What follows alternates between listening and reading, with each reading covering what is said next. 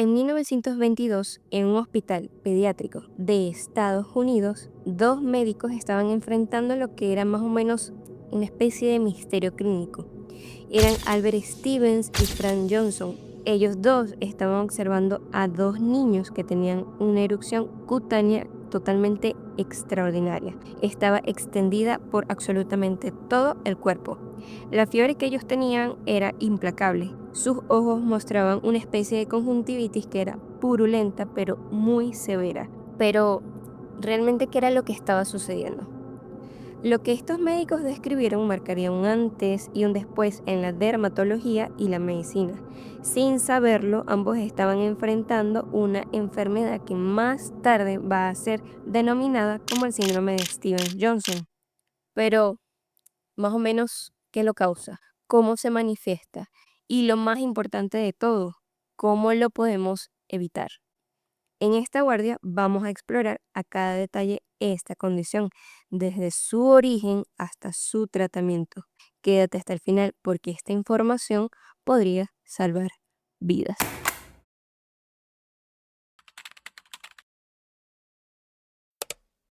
El síndrome de Steve-Johnson y la necrólisis epidérmica tóxica se encuadran dentro del grupo de las toxicodermias.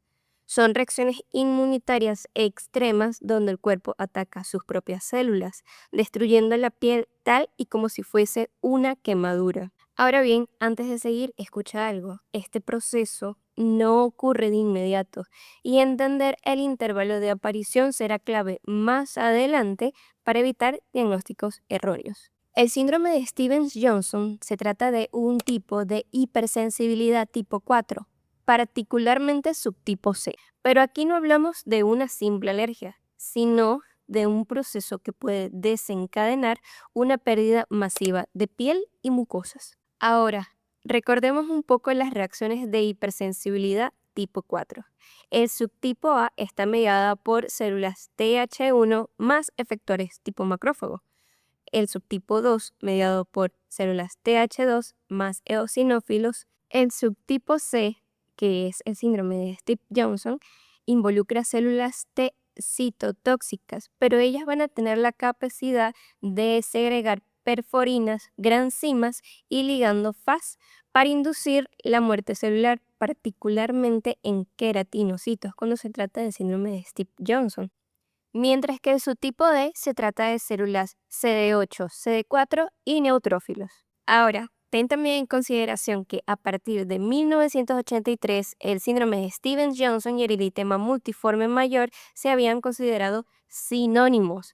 No es a partir de allí que, en base a las características cutáneas, la falta de síntomas subjetivos y la fiebre alta prolongada con la costra terminal abundante, fue que se empezaron a diferenciar como entidades separadas. Este tipo de reacciones también las podemos encontrar en perros, gatos y monos.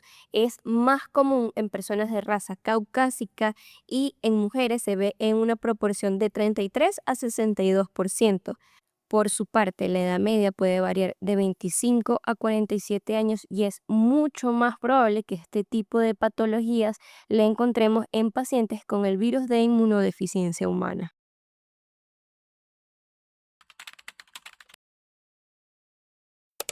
El síndrome de Steve-Johnson y la necrólisis epidérmica tóxica no son como tal entidades diferentes, sino entidades que más bien están en extremos distintos de un mismo espectro.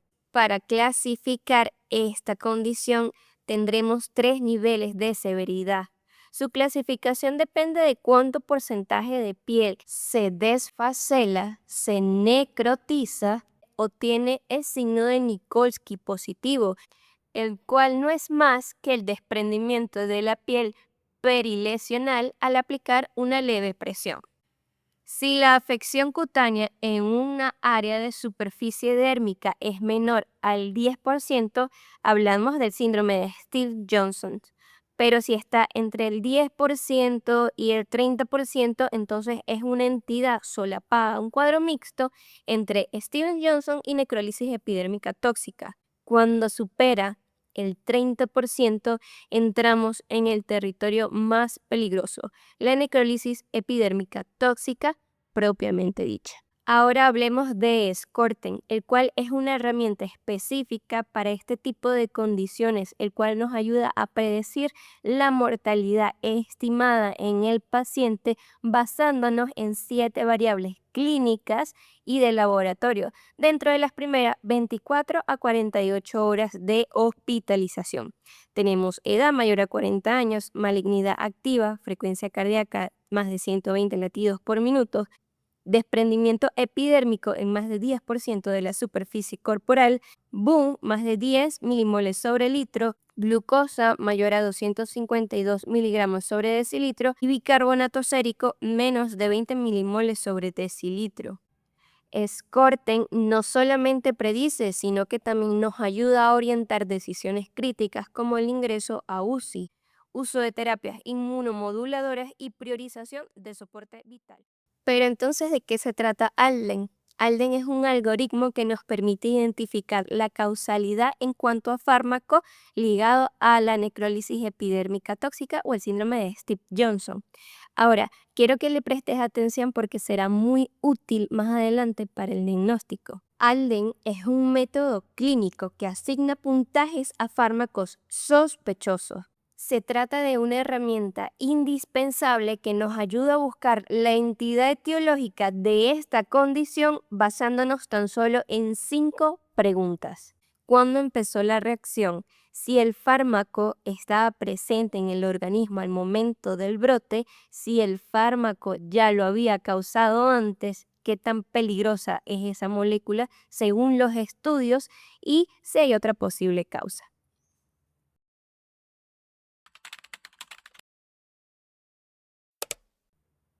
A lo largo de la historia, la medicina ha identificado enfermedades realmente devastadoras, pero en el síndrome de Stevens-Johnson hay algo particularmente inquietante y es que su origen es un rompecabezas.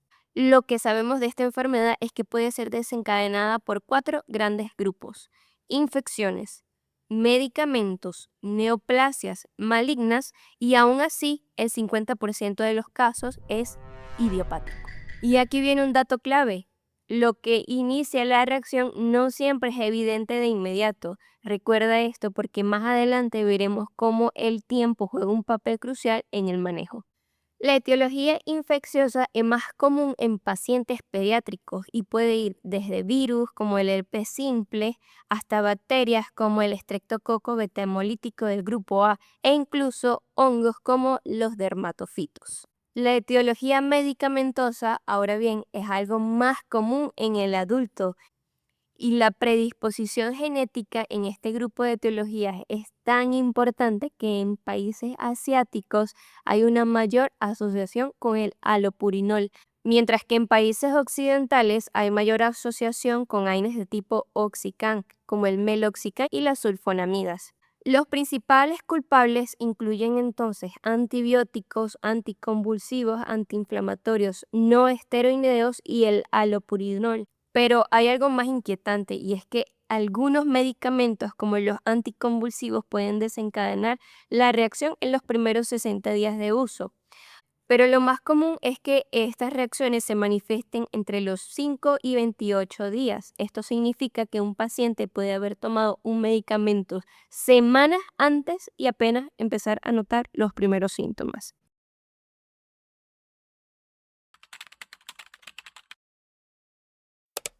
Imagina por un momento que tu sistema inmunológico, el cual es tu guardián, pasa ahora a disparar contra tu propia piel. Todo comienza con una reacción de hipersensibilidad tipo 4, la cual recordemos que es una respuesta inmune retardada. Por eso es que tarda tantos días en ocurrir los primeros síntomas. A su vez, el blanco no es una bacteria como tal, sino que más bien es el queratinocito, es decir, esa célula estructural básica de tu piel. En ciertos individuos, los llamados acetiladores lentos, el hígado no logra metabolizar correctamente ciertos tipos de fármacos. Por ejemplo, en las sulfonamidas el resultado es la acumulación de metabolitos reactivos, como la sulfonamida hidroxilamina. Esta de por sí tiene ciertos efectos tóxicos directos y además se une a moléculas celulares formando aptenos. Estos son complejos neoantigénicos que activan toda la respuesta inmune. Los dendrocitos cutáneos pasarán a detectar estos complejos y los presentarán como si fuesen antígenos. Se pasa a liberar factor de necrosis tumoral alfa que recluta linfocitos T, CD8 y células natural killer. Comienzan entonces a activar reacciones múltiples de destrucción celular. A partir de aquí, básicamente los queratinocitos no tienen ningún tipo de escapatoria y hay 3 caminos que llevan a su muerte celular. Todos ellos convergen. En primera instancia está la vía perforina granzima B. El linfocito CD8 y la célula natural killer liberan perforina que abre poros en la membrana celular. Luego pasan a inyectar granzima B, la cual activa caspasas y dispara toda la apoptosis. En segunda instancia tenemos la vía Fas ligando. El receptor Fas en los queratinocitos se une a su ligando Fas-L, que es liberado por células T activadas. Se dispara una cascada de señalización que culmina en muerte celular programada. El Fas-L soluble en sangre se ha detectado antes del inicio clínico inclusive. Es un marcador temprano de síndrome de Stevens-Johnson o de necrólisis epidérmica tóxica.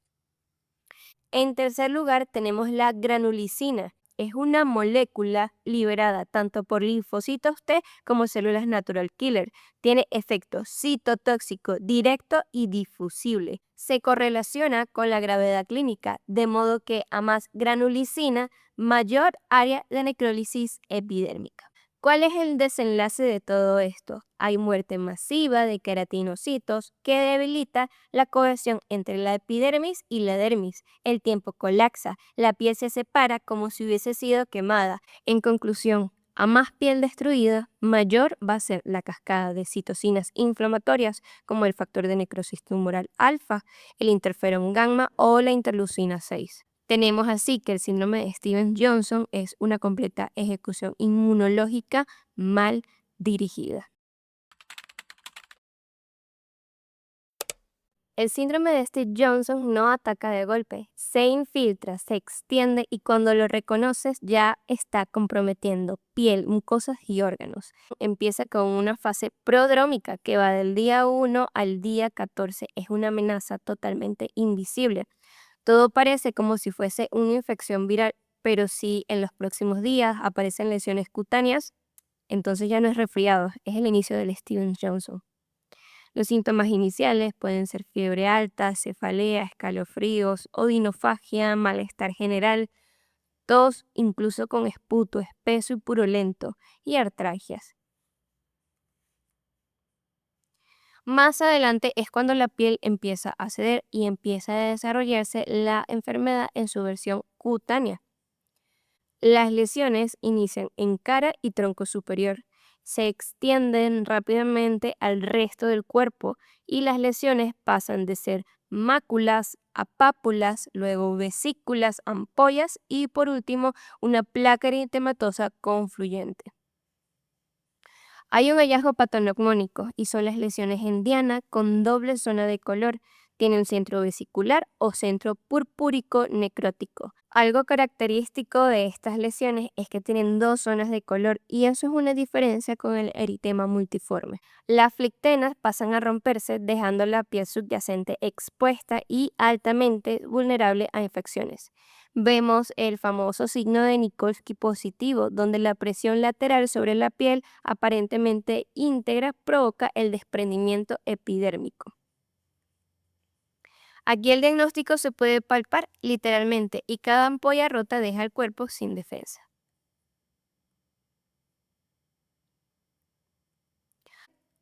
Algo muy característico de este tipo de condición es que hay compromiso mucoso. Hay afectación en múltiples membranas: bucal, nasal, ocular, vaginal, uretral, gastrointestinal, respiratoria inferior. En la mitad de los pacientes podemos ver afección en 3 o más sitios mucosos.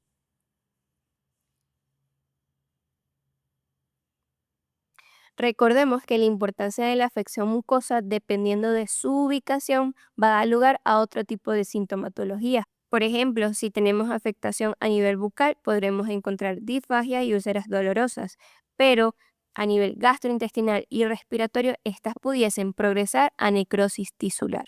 Factores de mal pronóstico: neutropenia mayor a 5 días, hipoalbuminemia menos de 2 gramos sobre decilitro y azoemia persistente.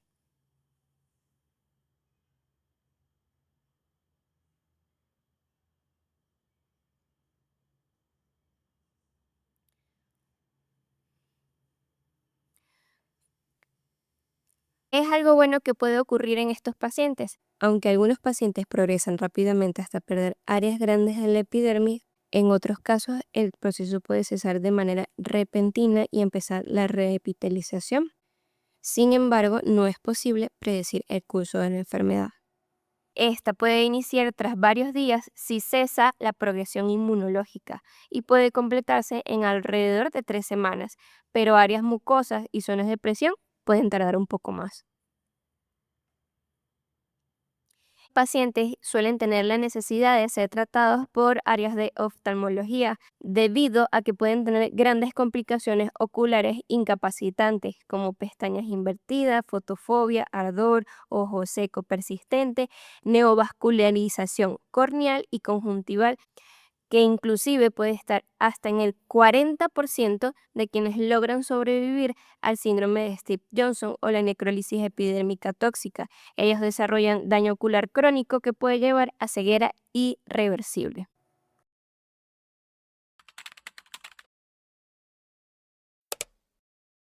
Como en toda patología, en el síndrome de Stevens-Johnson, la historia clínica y el examen físico van a ser punto de partida y pilares esenciales. Recordemos que se debe hacer una revisión minuciosa de los fármacos tomados en los últimos 28 días, como sulfonamidas, AINES, anticonvulsivos, y debemos recordar que en este punto tenemos una herramienta de la cual nos podemos apoyar, como lo es el algoritmo ALDEN. Indaguemos por presencia de fiebre, malestar, mialgia y lesiones maculopapulares que progresen rápidamente, compromiso mucoso, oral, ocular, genital y dolor desproporcionado a la lesión visible.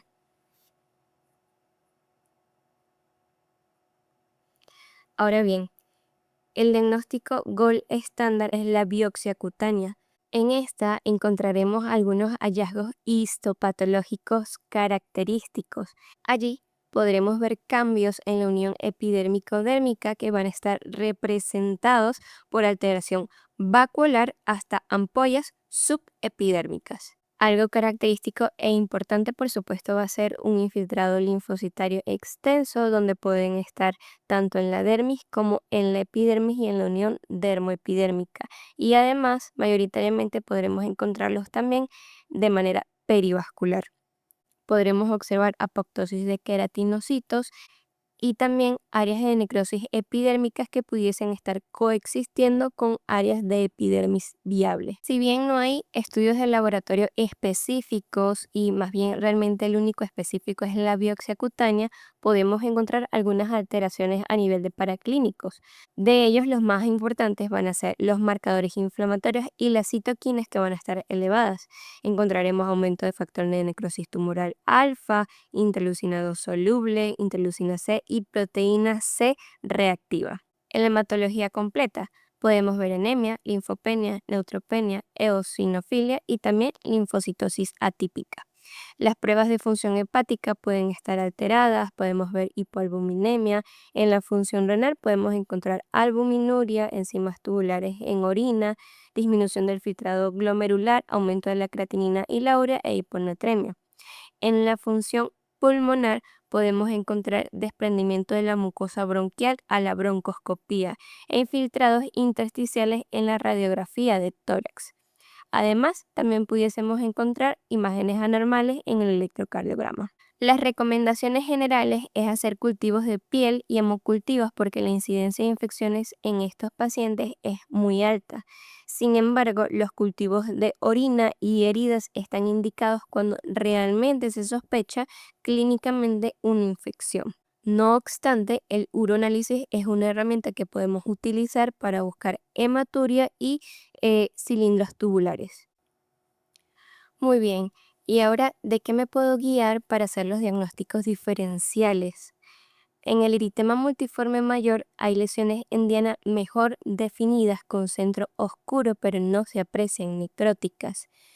Hay afectación de mucosas, pero es mucho menor que en el síndrome de Steve-Johnson porque este puede afectar más de dos mucosas.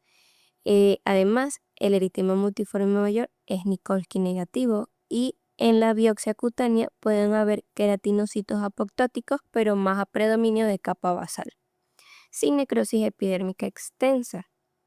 Ahora, en el pénfigo vulgar, si bien puede haber un signo de Nikolsky positivo, como en el síndrome de Steve-Johnson, en la biopsia cutánea con inmunofluorescencia hay depósitos de inmunoglobulina G y C3. Además de esto, tiene muchísima menor afectación mucosa que el síndrome de Steve-Johnson. En el síndrome de la piel escaldada, más bien hay un desprendimiento sumamente superficial de la epidermis sin necrosis ni inflamación dérmica. Afecta principalmente a niños y el compromiso mucoso no es representativo como en el síndrome de Steve-Johnson.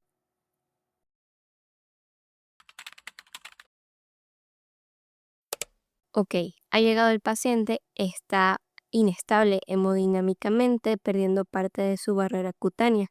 Lo principal es reconocer el compromiso hemodinámico, porque la pérdida de la barrera epidérmica va a exponer a ese paciente a deshidratación rápida, a vasodilatación periférica y a un shock hipovolémico inminente, además de todas las infecciones a las que está potencialmente vulnerable.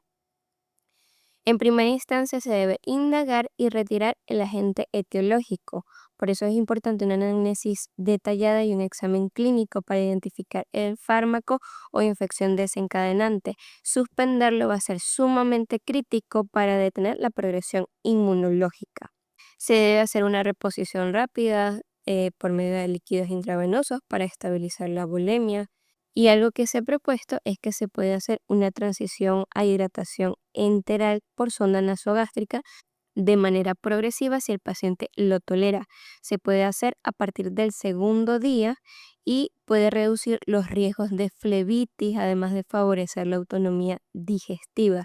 Sin embargo, la suspensión de los líquidos intravenosos no suele lograrse sino hasta las 2 semanas posteriores.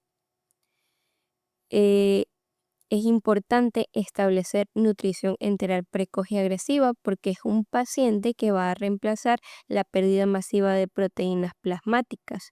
Esto va a ayudar a sostener el metabolismo hipercatabólico y favorecer sobre todo la regeneración tisular que se va a necesitar para la revitalización posterior. Se puede aplicar insulina intravenosa si es que hay hiperglicemia, porque la glucorregulación se va a alterar por el estrés sistémico e inflamatorio, y la hiperglicemia sostenida definitivamente va a comprometer la cicatrización y va a favorecer aún más las infecciones. Se debe proveer al paciente de un ambiente térmico elevado, más o menos en 30 a 32 grados centígrados. Esto se justifica porque el cuerpo va a perder calor por la piel desfaselada y esta medida lo ayudará a reducir el gasto energético y va a prevenir la hipotermia. Ahora, en cuanto a las heridas, se debe hacer un control del dolor continuo, generalmente con analgesia intravenosa. Se deben hacer limpiezas suaves con solución salina o de burro para refrescar sin irritar y controlar los exudados y posiblemente preparar la piel para posibles coberturas. En un mundo ideal se deberían hacer desbridamientos extensos de la epidermis no viable, es decir, el tejido necrótico, puesto que esto va a ser un foco de infección y va a obstaculizar la reepitelización. El desprendimiento quirúrgico o enzimático deberían promover un entorno óptimo para la cicatrización.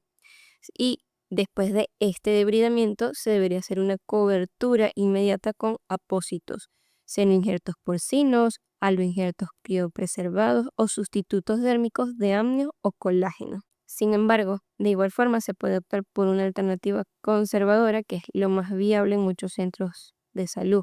Es decir, dejar la epidermis adherida si no muestra necrosis clara y solamente cubrir la dermis expuesta. Esto pues ayudaría a reducir el trauma adicional y respetaría el proceso natural de reparación. Ahora, para evitar las infecciones, si bien estos pacientes se suelen tratar como quemados, definitivamente queremos evitar la sulfadiazina de plata porque las sulfonamidas suelen estar implicadas en la génesis del síndrome de Stevens-Johnson y esto pudiese agravar el cuadro. Se pueden usar en su lugar nitrato de plata al 0,5% o clorexidina al 0,05% porque son antisépticos seguros y bien tolerados en este tipo de pacientes.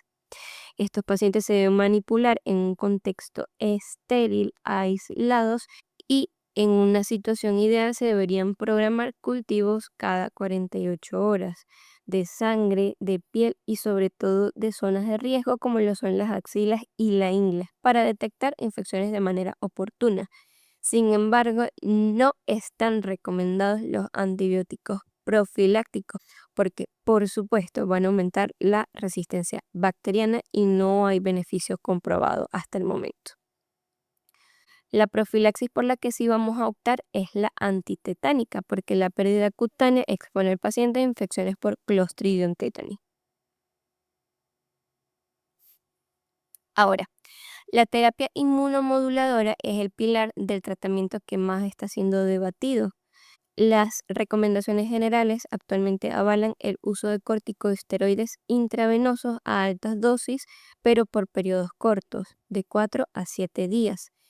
Se postula que en fases tempranas esto pudiese reducir la progresión de la necrosis epidérmica, porque apagarían la inflamación mediada por citoquinas y reducirían la inflamación inmunocelular.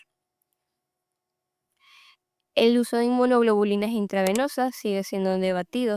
Se postula que pueden interferir en la vía apoptótica Fas ligando, el cual es el principal mecanismo de la destrucción queratinocítica. Y por último tenemos los agentes antifactor de necrosis tumoral alfa que siguen siendo de uso experimental.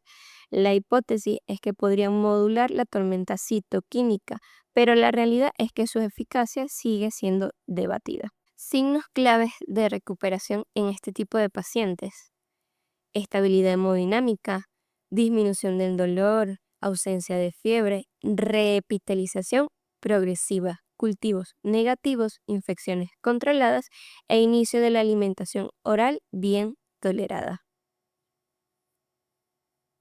El tratamiento de estos pacientes no es como tal una cura, es más bien un tipo de reconstrucción. Cuando el paciente abandona la unidad, lo hace sin la misma piel, pero con una nueva oportunidad. Bueno, realmente eso ha sido todo hasta ahora. Y si has llegado a este punto del video, yo quiero agradecerte porque esta guardia ha estado pesada. Si este contenido te ha parecido útil, compártelo, porque dicen por ahí que difundir el conocimiento es salvar vidas. Pero yo quisiera saber qué opinas tú de esta enfermedad. Déjame tu comentario. Cuéntame si habías escuchado antes sobre este tipo de condiciones y si de repente conoces a alguien que tome un medicamento de alto riesgo, compártele esta información. Entonces, nos escuchamos luego. Hasta la próxima guardia. Adiós.